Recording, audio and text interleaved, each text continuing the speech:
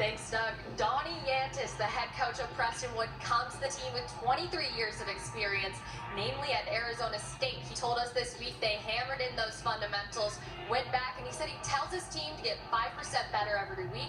They're on a 3-game win streak. And as for Nolan Catholic, that team, Maddox, he comes into the team with 19 years of experience. Like you said, it's going to be a tough game for them, but guys, it's Friday the 13th in October. It's anyone's game. Doug?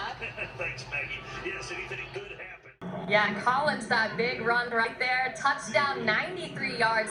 And that's not the only time you've been able to run. You're weaving in and out of traffic tonight really well. What's working for you? So obviously this season, a lot of the conversation in college football has been Colorado.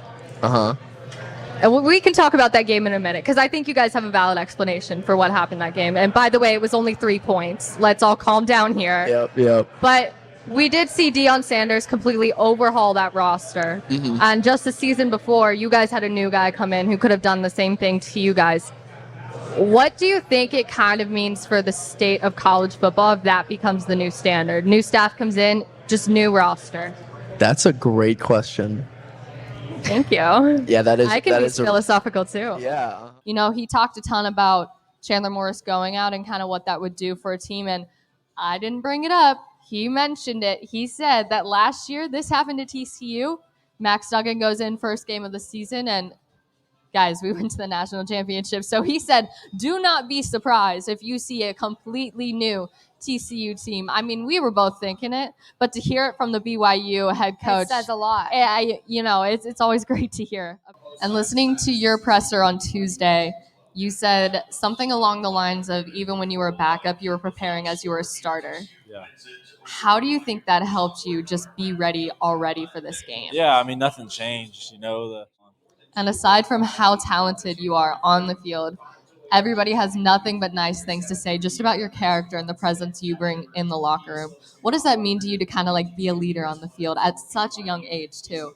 Well, I pay people to say nice things about me. me. Okay, John. Christian, you lead the league in goalie assists right now, 18, and the talk of the town is that transition play of Calgary's, and you're obviously the facilitator of that. So what are you going to do to not only get that defense going tonight, but also get that offense going?